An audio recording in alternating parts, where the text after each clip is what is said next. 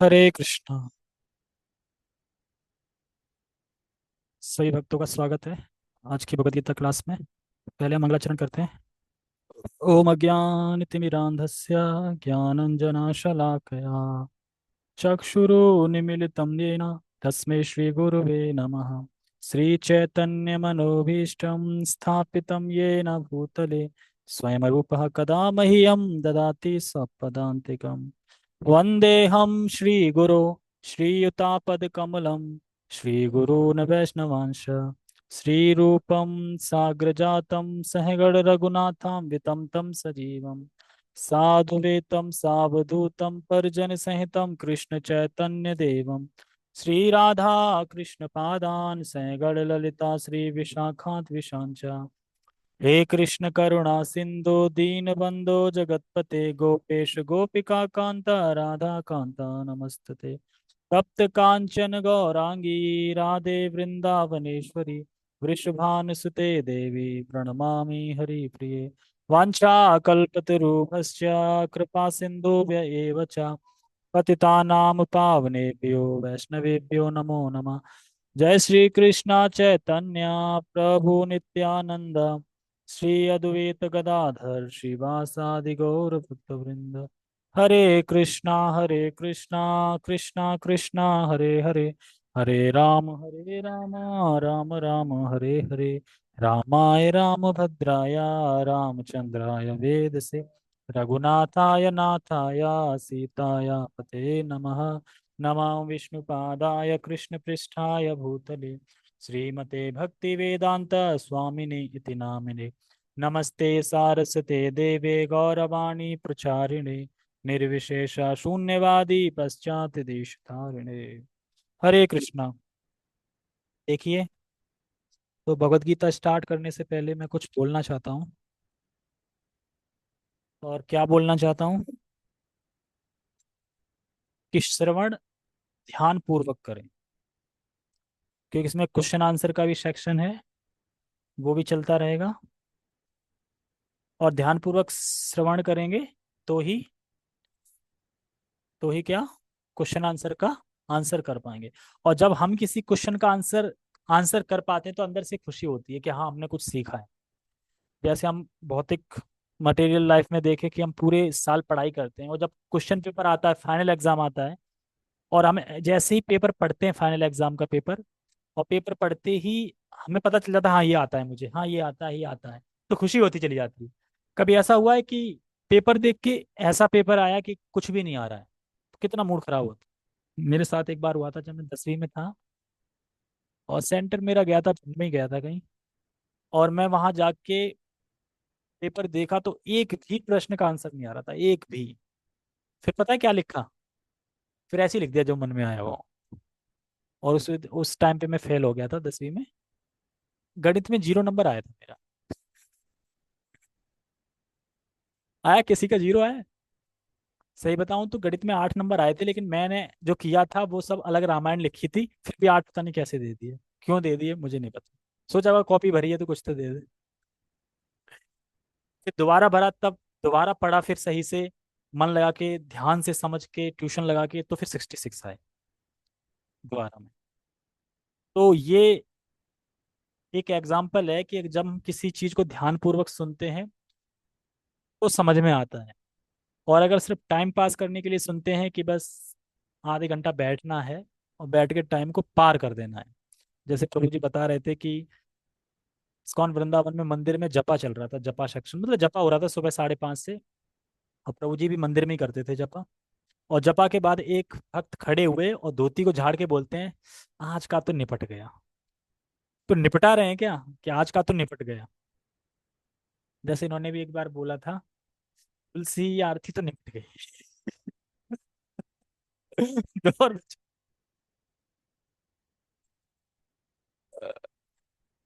हाँ, तभी तो लोग फिर ये नहीं बोलेंगे। उदाहरण दे रहे हैं, निपटाना नहीं है एक तरीके से। अब देखो, हमने 9वें श्लोक, सॉरी, कौन सा श्लोक नंबर है? हाँ, हमने 10वें श्लोक में क्या सीखा? ये कूलर का उधर कर देना, हवा आ रही है। हमने, और तेज कर दिया क्या? हमने, सॉरी, 10वें श्लोक में सीखा था दो शब्द, अपर्याप्तम और पर्याप्तम। इसके दो मीनिंग थे और दोनों मीनिंग सही है, ये बात हुई थी। अब इसके आगे दुर्योधन को ये डाउट हो रहा है कि कहीं ऐसा तो नहीं है कि द्रोणाचार्य ये सोचे अच्छा तो पितामह भीष्म ही सब कुछ हैं। ठीक है, जब आपने बोल ही दिया ना कि पितामह भीष्म के द्वारा हमारी जो सेना है वो रक्षित है, तो ठीक है करो, मैं चलता हूँ फिर। तो कहीं बुरा ना मान जाए, कहीं ऐसा ना सोचे कि हमें तो बोला ही नहीं जा रहा है कुछ, हमें तो गिना ही नहीं जा रहा है, और भी थे जयद्रथ, है ना, विकर्ण वगैरह और भी थे, हमें तो कुछ गिना ही नहीं जा रहा है। तो इसीलिए झट से एकदम राजनीति फिर दिखाता है कि मैं राजा हूँ। क्या दिखाता है वो हम इस श्लोक में पढ़ेंगे, ठीक है।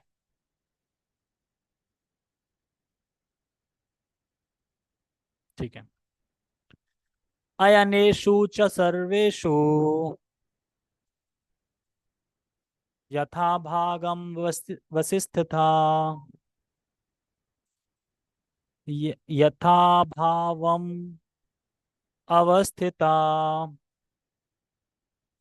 भीष्म भीष्मम एव अभिरक्षन्तु भवन्तः सर्व एव हि। अयनेषु च सर्वेषु यथा भागम वसिष्ठता। क्या है शब्दार्थ में देखियो, यथा भागम अवस्थिता है कि वस्थिता है? यार इसमें ही देख लेता हूँ, मैं इतना दूर क्यों जाना। यथा भावम अवस्थिता, ठीक है। यथा भागम अवस्थिता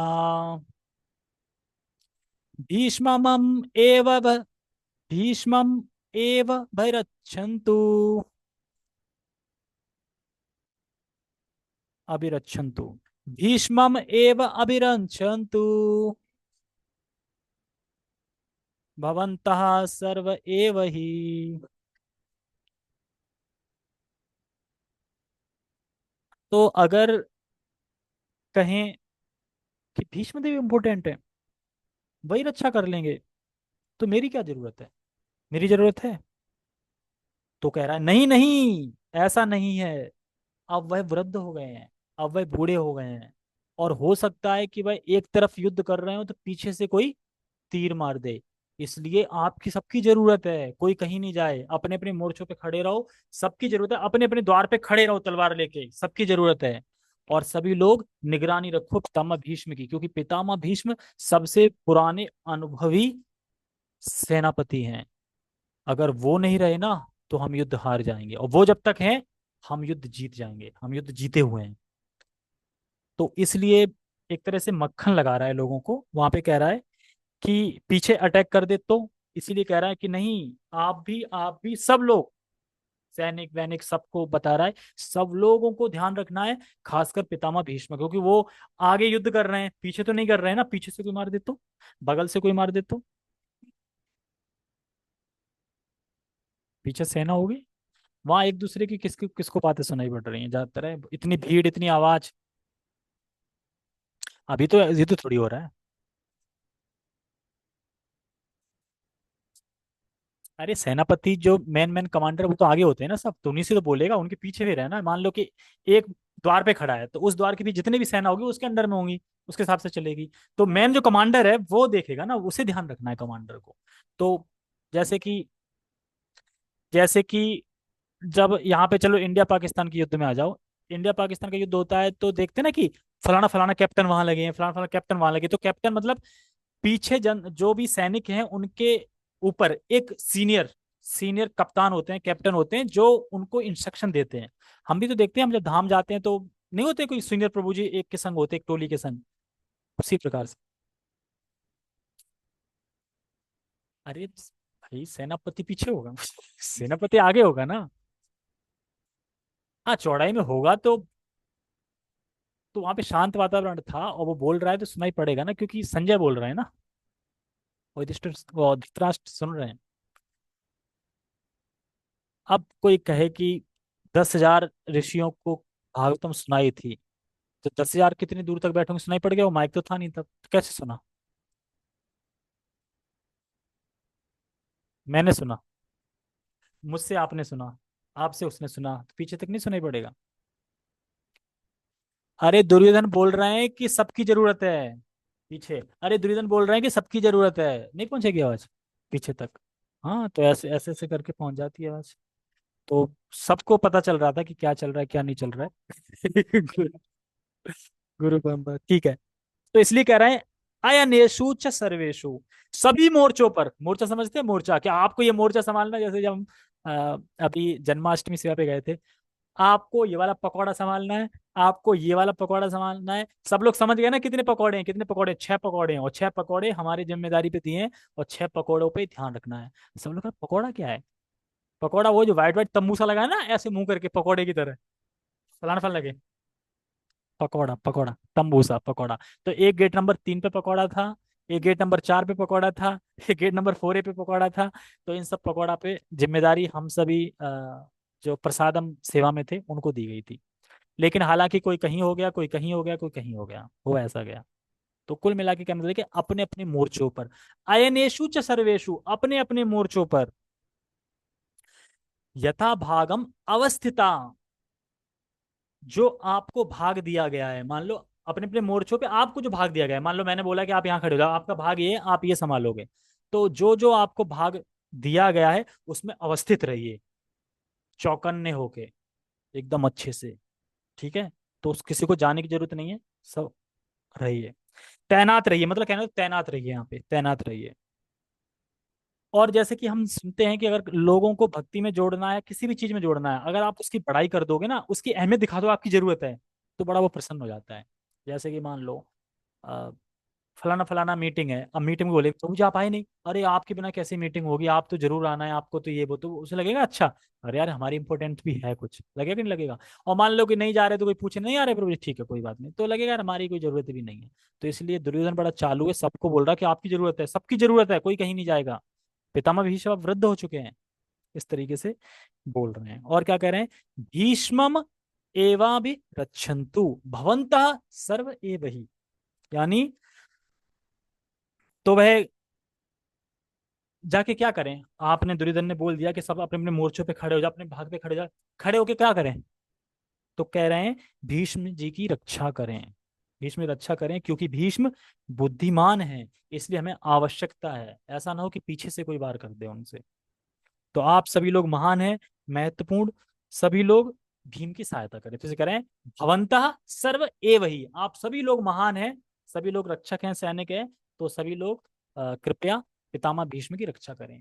तो अब उसने सबको खुश कर दिया ना एक तरीके से। पिछले श्लोक में किसको खुश कर रहा था? सिर्फ पितामह भीष्म को, है ना, इनकी वजह से मेरी सेना रक्षित है। और अब इस श्लोक में क्या कर दिया? सबको। और आप अगर एक बात सोच पाए कि दुर्योधन ये सब बोल रहा है, इससे क्या दर्शा रहा है, क्या दिखा रहा है दुर्योधन? ये सब बोल रहा है श्लोक कि आप भी जरूरत है, आपकी भी जरूरत है, ये ना रूठ जाए, वो ना रूठ जाए, डर भी लग रहा है, अरे ये कहीं आगे चल के उदारता ना दिखा बैठे पांडव से, ना स्नेह ना कर बैठे, तो ये सब क्या दिखा रहा है? ये सब उसको भय है, वो डर रहा है, और उसे किसी पे भरोसा नहीं है। समझ गए? ये समझ रहे ना, उसे किसी पे भरोसा नहीं है, उसे पितामह भीष्म पे भरोसा नहीं ना, द्रोण पे भरोसा है उसे, यानी अपने गुरुओं पे भी भरोसा नहीं है उसे। इसलिए तो डर रहा है। भय क्यों है? क्योंकि भरोसा नहीं है। भरोसा तो भय नहीं होता ना फिर। तो ये होता है, जिसके पास कृष्ण नहीं होते उसकी लाइफ में भय बना रहता है, कहीं मृत्यु ना आ जाए, पैसा खत्म हो गया तो, रोटी ना मिली आगे तो। अरे भाई, पहले ये पढ़ लो कि अवश्य रक्षिते ते कृष्णा, मतलब रक्षा करने वाले कौन है? कृष्ण है, वो वही रक्षा करते हैं। वो ये अगर भरोसा है तो वो इंसान कभी भूखा मरेगा? भगवान भूखे मारेंगे कभी? सुदामा देखो कितने गरीब ब्राह्मण थे, क्या भूखे तो नहीं रह रहे थे कि मतलब मर गए हों भूख से? और फिर भगवान ने कितना माला माल कर दिया उनको, लेकिन क्या वो आकर्षित हुए उस माला माल से? फिर भी अपनी कुटिया में ही रह रहे थे अकेले, ऐश्वर्य को त्याग दिया उन्होंने। अच्छा बताओ, हमारे जीवन में सुख भी आता है, दुख भी आता है, आपके हिसाब से क्या अच्छा है, सुख या दुख?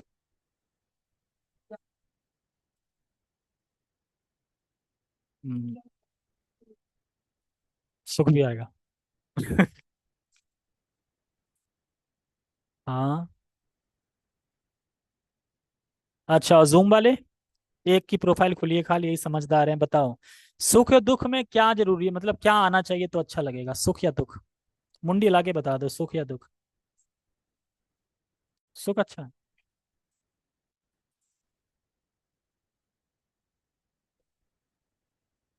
देखो कितनी विपत्तियां आई, विपदा, और कुंती महारानी कहती कि भगवान विपदा दो मुझे। क्यों? विपदा ही तो संपत्ति है। सबसे बड़ी संपत्ति क्या है? कृष्ण है, वही सबसे बड़ी संपत्ति। विपदा में क्या है? कृष्ण है। उसके बाद राजपाट दे दिया गया, अब कृष्ण जा रहे हैं। तो ये संपत्ति है कि विपदा है अभी कि कृष्ण जा रहे हैं? ये विपदा है।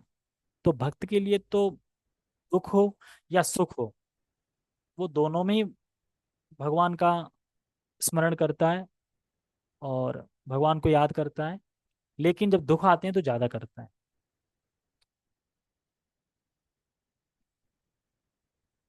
तो ये कहना चाह रहे हैं कि आप में से कोई भी ढील ना रखे, कोई भी सेनापति, कोई भी, इंपॉर्टेंट बात सुनो, कोई भी ढील ना रखे, सब अपने अपने मोर्चों पे खड़े हो जाओ और एकदम टटके पितामह भीष्म की तरह नजर गड़ा के रखो, कोई पीछे से ना वार कर दे। क्यों पीछे से वार क्यों करते? जैसे हम सुनते हैं कि जो सात्विकी थे, यानी कृष्ण के अंगरक्षक, तो जब युद्ध हो रहा था तो शत्रुओं की तरफ से कोई था कि जिन्होंने उनके बाल पकड़ के घसीट के और बस उससे तलवार से मारने ही जा रहा था।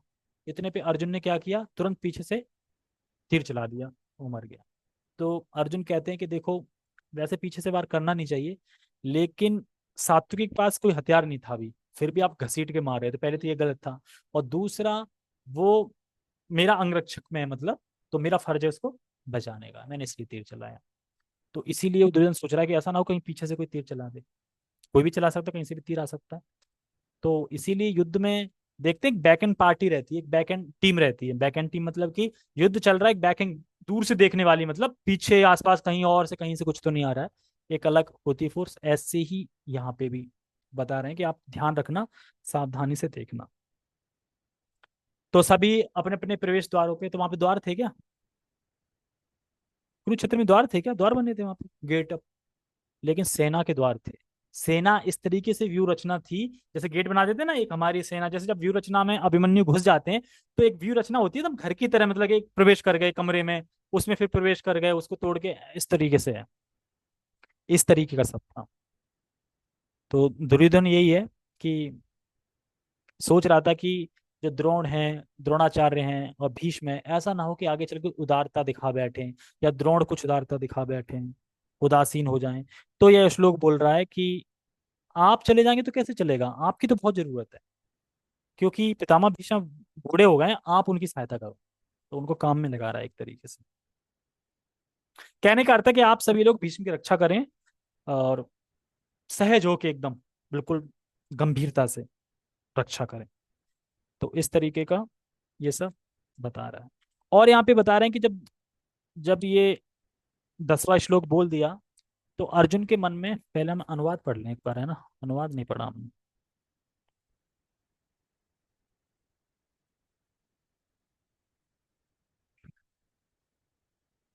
अनुवाद। अतएव सैन्य व्यू में अपने अपने मोर्चों पर खड़े रहकर, अतएव क्यों बोल रहे हैं? अतएव मतलब इसलिए। अब देखो यहाँ पे दो दो मतभेद हैं इसलिए पे भी। एक तो विश्वनाथ चक्रवर्ती पाद का वो ले लो, पहले का, अपर्याप्तम पर्याप्तम। अपर्याप्तम का मतलब है कि हमारी सेना पर्याप्त नहीं है, क्योंकि पितामह भीष्म वो स्नेह करते हैं बहुत, और जो भीम है वो प्रतिज्ञा लेके बैठा है, खूंखार, वो एकदम पागलपन जैसा है कि वो किसी की नहीं सुनेगा, वो लेके बैठा है। इसलिए हमारी सेना क्या है? अपर्याप्तम। इसलिए यहाँ पे आ गए ना, इसलिए पितामह भीष्म वगैरह पे नजर रखो और इनका रक्षा करो। एक तो ये हो गया इसलिए। अब आ जाओ गीता भूषण टीका और शिला प्रभुपाद जी के हिसाब से। वो क्या कह रहे हैं कि हमारी सेना पर्याप्त में, और हमारे सबसे अनुभवी कौन है? पितामह भीष्म है, और कोई पीछे से वार ना कर दे, इसलिए उनकी रक्षा करो। दोनों दोनों तरह से चल रहा है। ठीक है। दुर्योधन ही तो बोल रहा है, अभी दुर्योधन ही तो चल रहा है अभी। दुर्योधन बोला ना कि दुर्योधन ने अपने द्रोणाचार्य गुरु के पास आके ये शब्द कहे, वचन ब्रवीत, तो वही चल रहा है, तब से वो बोल ही रहा है। ठीक है। अपने अपने मोर्चों पर खड़े रहकर आप सभी भीष्म पितामह को पूरी पूरी सहायता दें। और इसमें एक इंटरेस्टिंग चीज आएगी।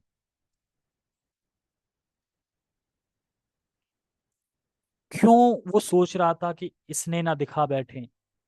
हम सुनते हैं कि जब द्रौपदी का चीरहरण हो रहा था तो द्रोणाचार्य और पितामह भीष्म कुछ नहीं बोले थे। तो दुर्योधन कह रहा है कि आपने मेरे अधर्म में साथ दिया था, आप कुछ नहीं बोले थे, वैसे ही फिर दे दो साथ। उसे पता मैं अधर्म की तरफ ही हूँ, पहले कुछ बोला नहीं आपने, तो अभी भी त्याग दो उनका स्नेह वगैरह, अभी भी मेरा साथ दे दो। ये उसका पॉइंट है, आइडिया है। ठीक है।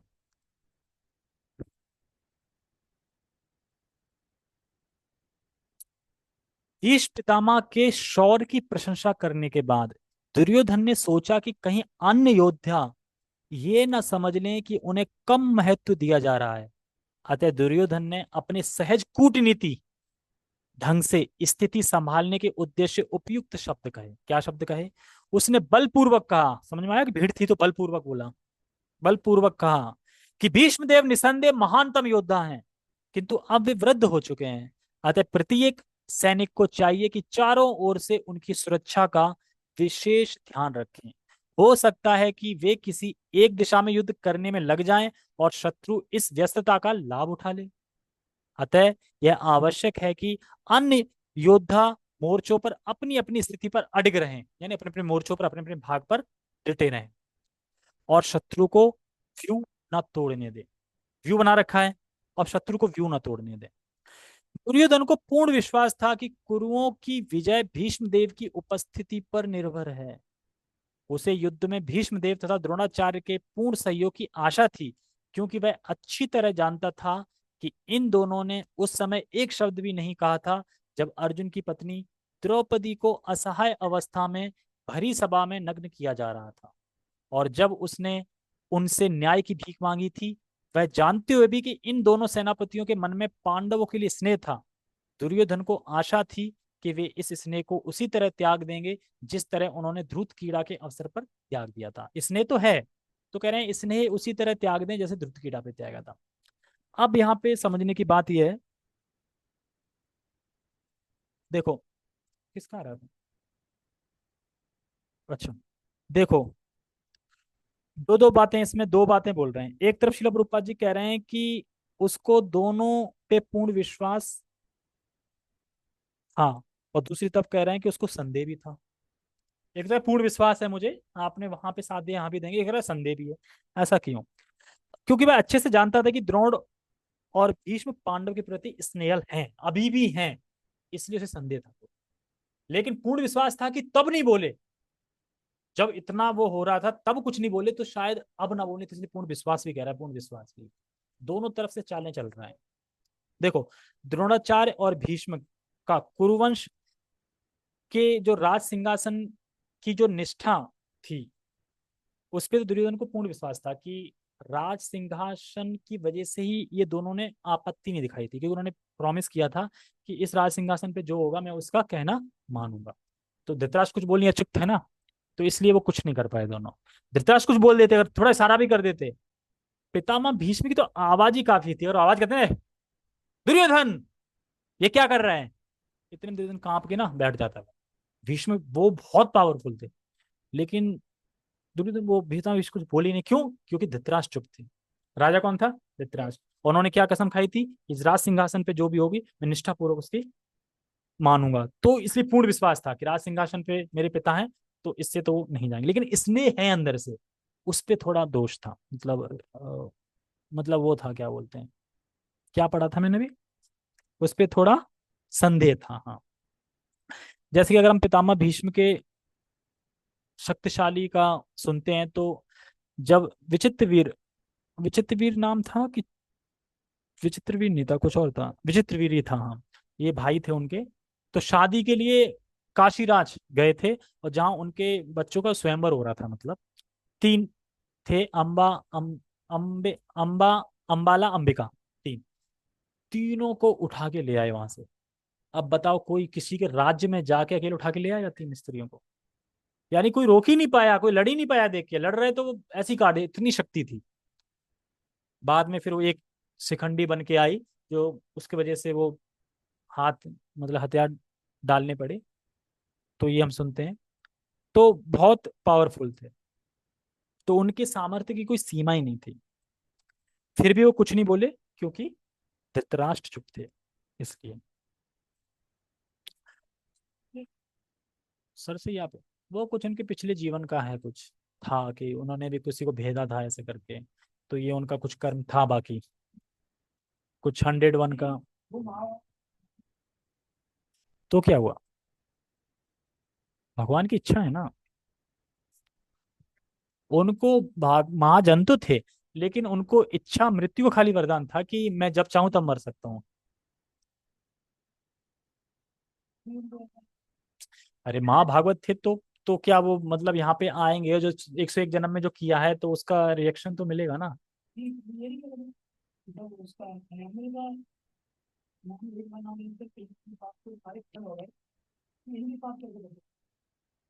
इनके पाप कैसे बचे रहे?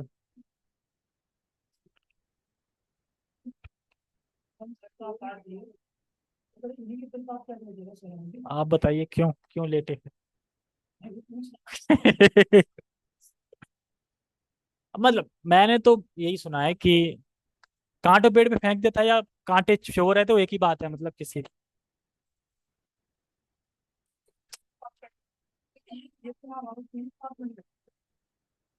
तो ये भी तो कहीं ना कहीं भगवान की लीला होगी, नहीं दिखाना होगा ना उनको। तो भगवान की लीला ही तो हम समझ रहे हैं, और ये सब लीला ही तो है भगवान की। अगर हम अब ऐसे हम सोचें तो द्रौपदी के साथ कैसे हुआ? द्रौपदी में ताकत नहीं थी। अब ऐसे अगर आप सोचो तो वो तो सभी फिर उल्टा है। तो ऐसा कुछ नहीं, तो लीला है कि ताकि वो उपदेश दे पाए, और ऐसे अवस्था में कभी उपदेश देता है तो लोगों को समझ में आता है। ऐसी तकलीफ में अगर कोई उपदेश दे कि युधिष्ठिर नहीं आपको राजा बनना चाहिए, ऐसा नहीं है, आप जो मतलब गिल्टी फील कर रहे हो कि यार मेरे वजह से कुरुक्षेत्र में इतने लोग मारे गए, मेरा कारण है, मैं हूँ, इतना शोक कर रहे हो, तो एक वैसे मानते नहीं, तो इसलिए भगवान कहते हैं कि चलो पितामह भीष्म की बात तो मानोगे, चलो। अब वो सरसैया पे बैठे हैं, बोल भी नहीं पा रहा, फिर जो बोले क्या वो मानोगे नहीं आप? मान लो मरते समय कोई इंसान बोल रहा हो कि बेटा बस एक चीज की प्रॉमिस कर दे, तो नहीं मानोगे? मरते समय बोल रहा हूँ। हाँ, एक। तो फिर ऐसा भी हो सकता है, तो भगवान की लीला है, कुछ भी कर सकते हैं, ऐसा नहीं है। और बाकी वही है कि उन्हें इच्छा मृत्यु का वरदान था, तो वो भगवान के आने का वेट कर रहे थे, इसलिए। तो कैसे वेट करते हैं? युद्ध कर रहे हैं, मर जाएंगे तो वेट कैसे करेंगे? तो उनने सोचा कि मैं सरसैया पे लेट जाता हूँ, आराम से वेट करूंगा, फिर कोई आएगा नहीं मारने कुछ, क्योंकि मैं परास्त हो चुका हूँ। तो कुछ भी डिफरेंट डिफरेंट मीनिंग हो सकते हैं, और एक तो पॉइंट भी समझो कि भगवान की लीला है। ठीक है। और यहाँ पे गुरु महाराज से इसी श्लोक पे एक माता जी प्रश्न कर रही थी, गुरु महाराज द्रौपदी के तो 5 पति थे ना, तो अर्जुन की पत्नी क्यों कह रहे हैं यहाँ पे? तो बताओ इसका जवाब क्या है? क्या? अरे तो पति तो 5 थे ना। देखो, अर्जुन की पत्नी पहले थी, 4 की तो बाद में बनी। बाद में तो बनी। पहले पत्नी किसकी थी? अर्जुन की थी, क्योंकि वो तो बाद में उनकी माँ ने बोला था। तो प्रभु जी गुरु महाराज इसका हंस के जवाब दे रहे थे। अच्छा है, कम से कम प्रश्न तो कर रहे थे। तो और यहाँ पे बता रहे हैं कि सभी का नाम ले लेके बोला दुर्योधन ने कि क्या क्या नाम थे, हमने जो पढ़े थे ना, विकर्ण नाम था, और नाम भी भूल जाते हैं क्या क्या नाम थे उनके। हाँ। हाँ, सबके नाम ले ले बोल रहा था कि आप अपने मोर्चों पे खड़े रहो, आपकी जरूरत है, कोई भागो मत। क्योंकि उसे डर लग रहा था कि पितामह भीष्म की मैंने इतना इंपोर्टेंस दिखा दी है, तो ये लोग कहीं निराश ना हो जाएं कि हम तो कुछ है ही नहीं फिर, हम तो कुछ है ही नहीं फिर, इस प्रकार से। ठीक है। ओके, तो हम प्रश्न आंसर समझते हैं। हाँ, कठिन कठिन प्रश्न है आज के। ये प्रश्न पहले वाले श्लोक से है, और सिर्फ शिला प्रभुपाद के हिसाब से आंसर देना है। दुर्योधन ने अपने मतानुसार दोनों सेनाओं की सैन्य शक्ति की तुलना किस प्रकार की? पहला प्रश्न ये, बताओ।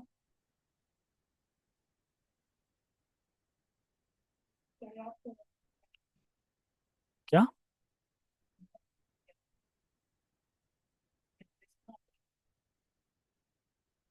पर्याप्तम अपर्याप्तम, ये तो ठीक है, लेकिन प्रभुपाद जी ने क्या बताया इसमें?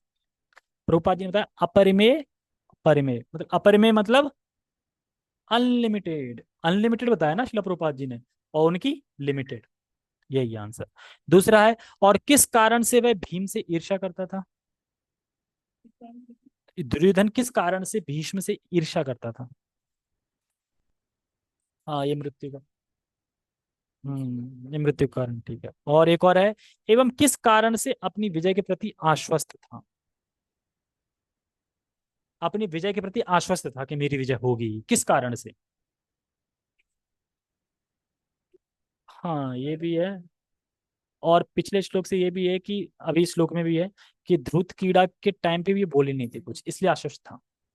ठीक है। ओके। प्रश्न नंबर 2, सरल सरल है वैसे तो।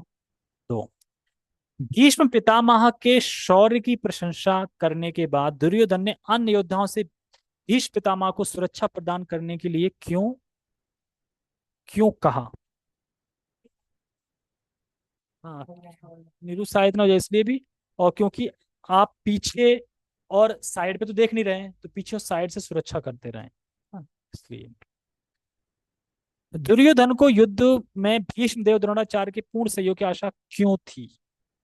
ये वही है, एक तो वही है पहले वाला, दूसरा है धृतराष्ट्र चुप, और जो राज सिंहासन पे होता है उसका मैं पक्ष लूंगा ऐसा वचन लिया था, तो इसलिए वो चुप थे, इसलिए कुछ बोला नहीं।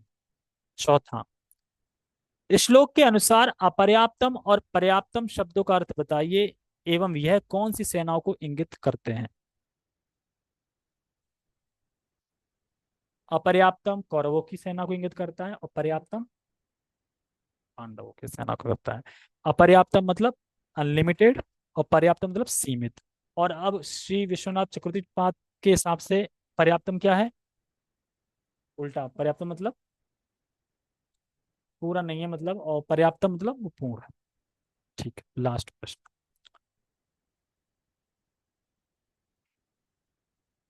भीम के बल को जानते हुए भी दुर्योधन क्यों उन्हें तुच्छ बुद्धि एवं कम अनुभवी समझता था। बस एक ही शब्द है, ईर्ष्या के कारण। ईर्ष्या के कारण समझता है ये तो कुछ नहीं है, कुछ नहीं कुछ नहीं, इस तरीके से। जबकि वो भूल गए कि भीमसेन ने ही कीचक को मारा था, कीचक, उसकी बॉल बना दी थी कीचक की। अंधेरे में ऐसे ऐसे मारा था, राउंड करके बॉल फुटबॉल बना दी थी उसकी, बताओ। मतलब गोल कर दिया था उसको। लोग देखने वाले देखते रह गए कि अब इसको कैसे जलाएं, कैसे क्या करें, ये तो गोल हो गया एकदम, कैसे सीधा करें। हाँ बिल्कुल बिल्कुल। ठीक है सभी का, अ, हरे कृष्णा, सभी का बहुत बहुत धन्यवाद। जगत, मेरी फोटो नहीं आ रही।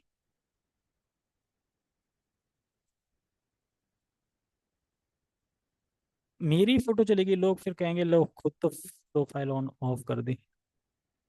ठीक है, सभी का बहुत बहुत धन्यवाद। हरे कृष्णा, जगत गुरु शिला प्रभुपाद की जय, श्रीमद् भगवद गीता की जय, नित्य नित्य गौर प्रेमानंदे। हरे कृष्णा।